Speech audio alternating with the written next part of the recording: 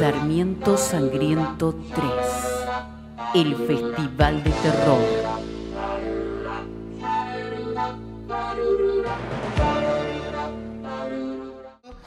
No, nunca hubo una historieta, ni una película, ni un cortometraje, ni nada que...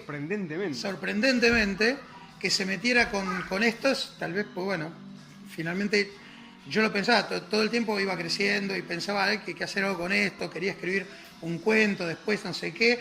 Bueno, después cuando ya me dediqué al cine, pasó igual un montón de tiempo, pues hace más de 30 años que me dedico al cine, y finalmente de poder llevar al cine esta historia, de contar la historia del ejemplar del Necronomicon en Buenos Aires, que tiene la cosa absolutamente genuina de que Lovecraft nos legó, o sea, además de Maradona, además del Che Guevara, además tenemos también el honor de que Argentina también tiene un ejemplar del Necronomicon. ¿Por qué razón Lovecraft habrá elegido a la ciudad de Buenos Aires? No sabemos, por ahí por exotismo, porque era la París sudamericana en aquel entonces.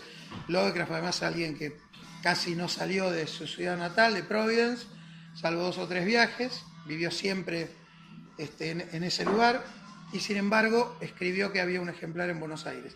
Y a partir de ahí la idea estuvo siempre en mi cabeza y afortunadamente la pudimos hacer hace un par de años. Y vos tuviste una idea general y me contabas que se la diste a unos muchachos para... Sí, yo armé tenía la idea de la película y más o menos cómo tenía que estructurarse, pero quería que fuera escrita por gente mucho más joven que yo.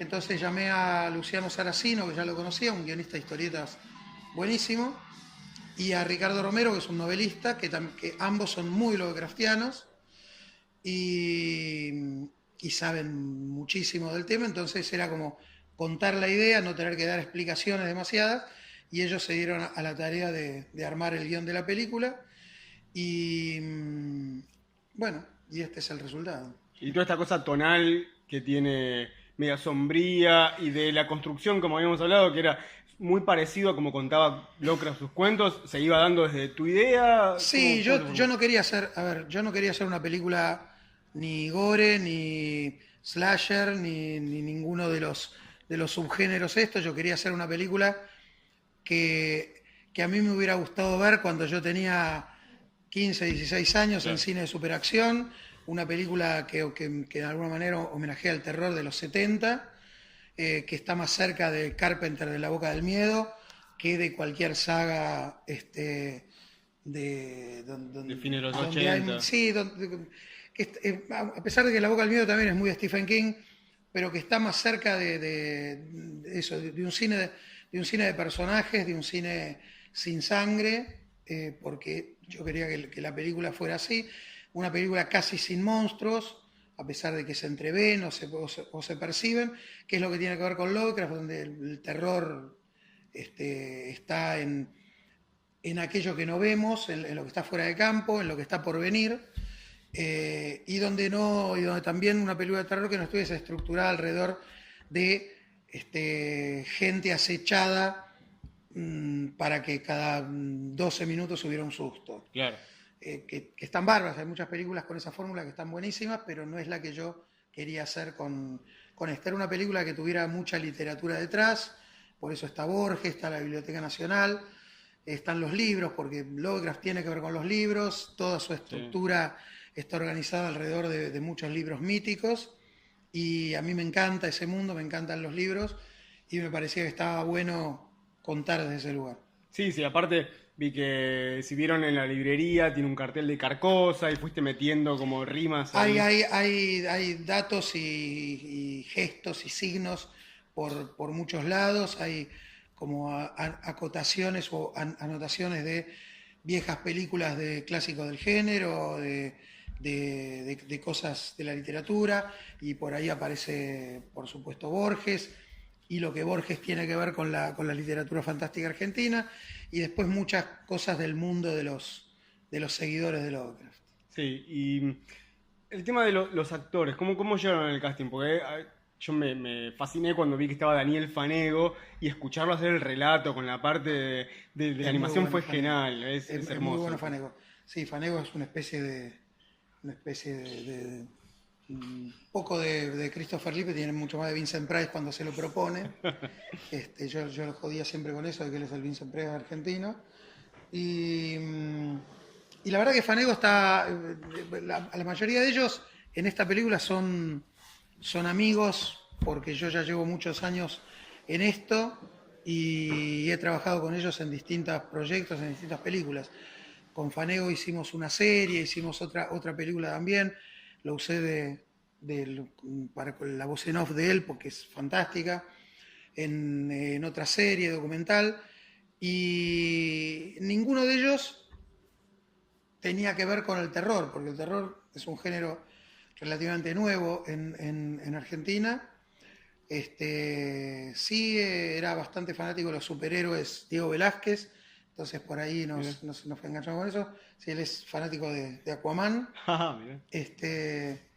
Y entonces nos pasamos hablando, cuando lo llamé a él, nos pasamos una hora hablando de los superhéroes de la DC o de la Marvel, y después ya de eso empezamos a hablar de la bueno, película. hay que trabajar ahora. Claro, ahora hay que trabajar. Pero María Laura Cali es una gran actriz de teatro que hace la hermana de Diego Velázquez, y con ella ya habíamos trabajado en el primer teaser de la película, que lo habíamos hecho hace como, ya a esta altura, como 6 años y medio. En ese momento el personaje de Luis lo hacía Luis Luque, que es muy amigo mío, y que finalmente por estas cosas de los proyectos que van encontrando el lugar, claro, y que se va retrasando y eso, justo cuando yo ya decidí ponerle la fecha, por muchas razones, Luis había firmado para hacer Gallo para Esculapio. Él quería que filmáramos, él filmaba de día, quería que nosotros filmáramos de noche Necronomicon para poder hacerla él con Delirio, que no se podía, entonces lo llamé a Diego Velázquez. Y después, bueno, el caso puntual y raro para la película de Federico Lupi, porque yo en los últimos años de la vida de él, los últimos 4 o 5 años, nos hicimos amigos, no habíamos trabajado juntos, no llegamos, hasta esta película no llegamos a trabajar juntos, habíamos intentado hacer una serie que no salió, pero nos hicimos amigos de hablar de muchas otras cosas. Federico era un tipo impresionante y muy culto, tremendamente culto, y me costó mucho convencerlo de que hiciera este personaje porque estaba muy deprimido, no estaba bien de salud, había tenido una caída en un rodaje, eso tuvo que hacer mucha rehabilitación para una obra de teatro en España, estuvo allá haciendo rehabilitación, volvió bastante deprimido por muchas cosas, y con la mujer, con Susana Hornos, una actriz española, lo fuimos convenciendo. Hicimos las pruebas de vestuario, hicimos las pruebas de maquillaje, los prostéticos, que se hicieron a su medida, tanto en las manos como cosas en el rostro. Y cuando, esto es increíble, pero así es, el cine, el día anterior, nosotros estamos en segunda semana de rodaje, y el día anterior a rodar, me llama la mujer que lo habían internado de urgencia, el día anterior al rodaje. Mirá. Entonces, no sabíamos si se iba a poner bien o no, qué iba a pasar. Esto fue en febrero del año pasado. Y finalmente yo decía esperarlo, entonces acomodé las escenas de él un poco. Teníamos algunas cosas filmadas con él de ensayos que dije, bueno, vamos a utilizarlas, de planos de detalle y cosas así.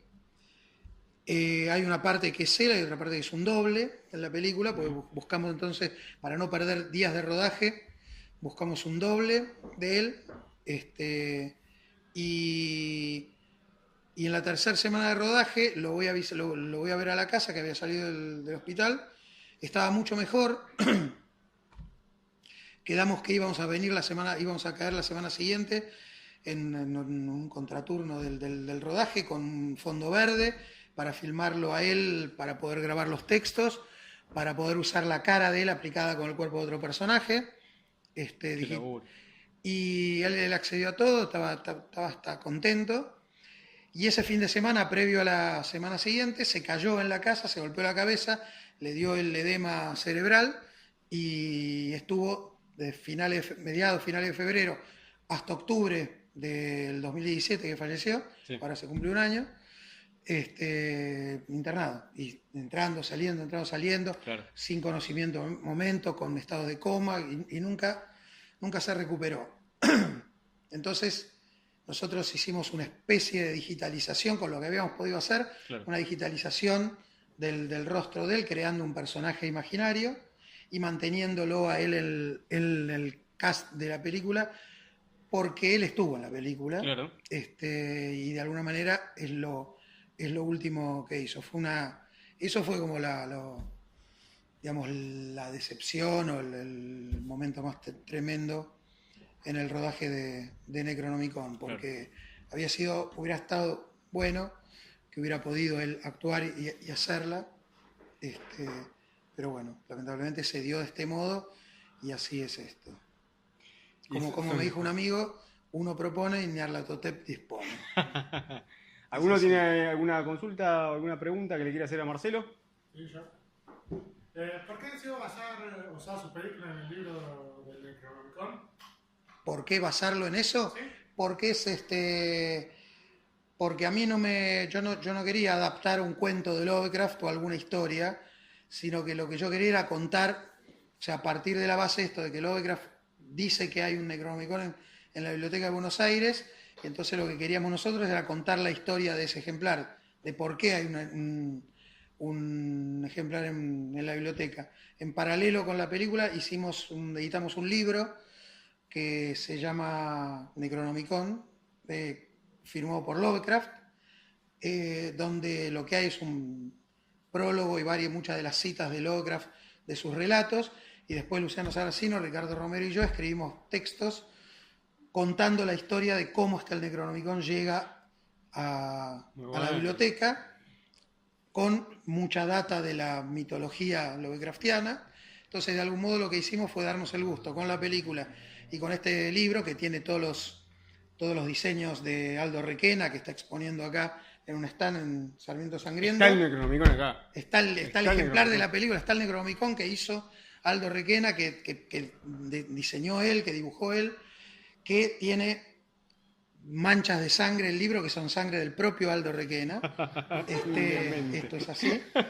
Tiene todos los conjuros que están en latín y en griego, sobre todo los en latín, son reales, son conjuros reales, antiguos, muchos vinculados al Necronomicon, basados en toda la literatura que hay sobre esto, y por eso queríamos hacer una película hicimos una película y un libro que contara la historia y que nos permitiera meternos un poco en la mitología lovecraftiana del libro. ¿Ya lo sacaron? ¿Se puede conseguir? El libro, sí, el libro está en librerías. Traje uno para mostrar, que no es cineficción, que es genial también.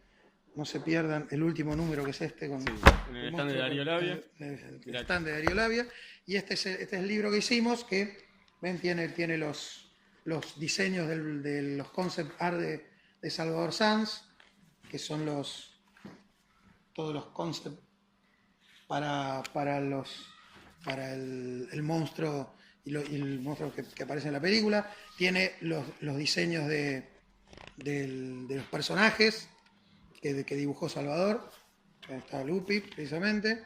Tiene los diseños de la ciudad, que los hizo él también, que los fuimos armando juntos. Y tiene todos los diseños de Aldo para el Necronomicon, con todos sus conjuros del libro que pueden ver ahí en el stand, que lo tiene Aldo, que son unos diseños geniales. Es un ilustrador impresionante. Y además que, bueno, está medio loco como todos nosotros.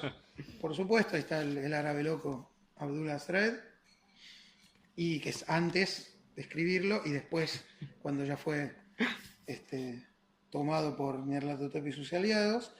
Y bueno, y cuenta la historia de qué modo... ¿Cómo llegó acá? De qué modo el libro ha llegado hasta estos confines, lo cual de algún modo es maravilloso, porque un día este libro va a estar en alguna librería de viejo y dentro de 30, 40, 50 años, alguien como yo, cuando yo tenía 11, 12 años y me la pasaba recorriendo Corrientes buscando libros, y está catalogado en la Biblioteca Nacional.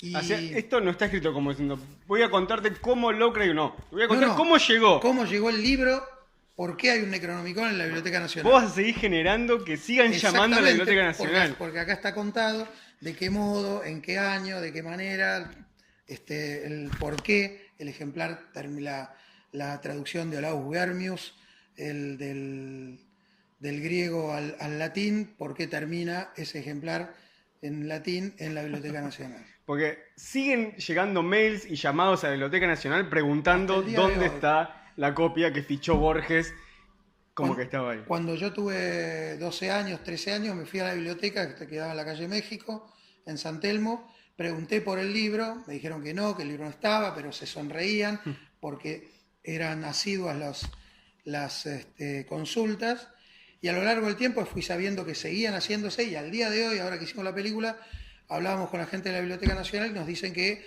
mucho más por mail ahora, llega sobre todo muchos mails de afuera, de gente, investigadores de distintas partes del mundo, que preguntan si está el ejemplar en la biblioteca porque quieren consultarlo, porque quieren saber si está digitalizado, si pueden acceder. Es así. Decime que lo buscaron, porque muchas de las escenas de la biblioteca están filmadas en la Biblioteca La Nacional. mayoría están hechas en la biblioteca. Y decime que cuando estaban ahí filmando se metieron y buscaron. Buscábamos, mirábamos ahí, pero bueno, le tocó en suerte a Saracino encontrar sus propios libros, que eso está bueno, los sótanos de la Biblioteca Nacional encontró sus propios libros, y no, yo no encontré el Necronomicon, pero sí en uno de cuando filmábamos y preparábamos las caminatas esas que hace en medio de la oscuridad, ahí hay un libro que me llamó la atención, lo saqué, era una edición inglesa de los cuentos del grotesco y arabesco de Edgar Allan Poe, de una edición inglesa de 1890. Una reliquia. Sí, una reliquia que estaba ahí y que lamentablemente no me pude llevar. me dio como pudor, porque los libros hay que robarlos de vez en cuando. Sí, es como cuando dicen a los chicos, estos son los que no tenés que leer. Claro, Y a partir de ahí los chicos van a ir a leerlo. obviamente. ¿Alguno tiene alguna consulta más que le quiera hacer a Marcelo? ¿Cómo surge el tema de la banda sonora de la película? Las bandas sonoras son varias. Por un lado, el laburo con la banda sonora, que tiene con Soldevila, con Fernando Soldevila, es un gran sonidista, ha hecho muchas películas importantes, y él no había hecho terror todavía hasta que hicimos esta, y entonces le costaba, y cuando empezamos a trabajar todo el tema del sonido, le costaba meterse para darle rosca a las cosas, que yo le decía, no te das problemas, bien barroco tiene que ser. Y él justo en el medio, por un trabajo que había hecho la mujer de él, viajó a Sitges, al Festival de Cine Fantástico, y ahí entonces volvió alucinado porque había visto un montón de películas y dice, ahora entendí todo.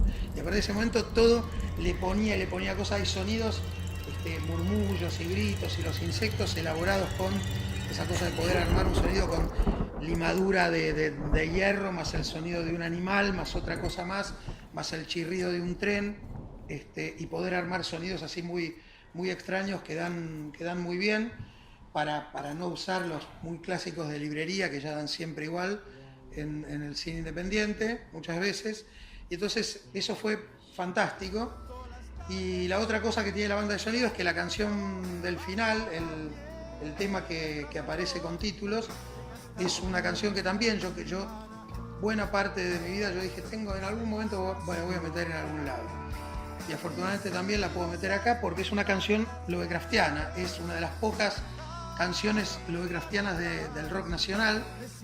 Es un tema que hizo Claudio Gavis, el guitarrista que era guitarrista de Manal y guitarrista de La Pesada del Rock en aquellos años, y en los años 70, y su primer disco solista, Claudio Gavis y La Pesada, es un disco básicamente lovecraftiano, porque él estaba leyendo mucho Lovecraft en esa época. Entonces tiene un tema que se llama Fiebre de la Ruta, es un rock and roll mortal, que es un homenaje al cuento El Wendigo de Algernon Blackwood.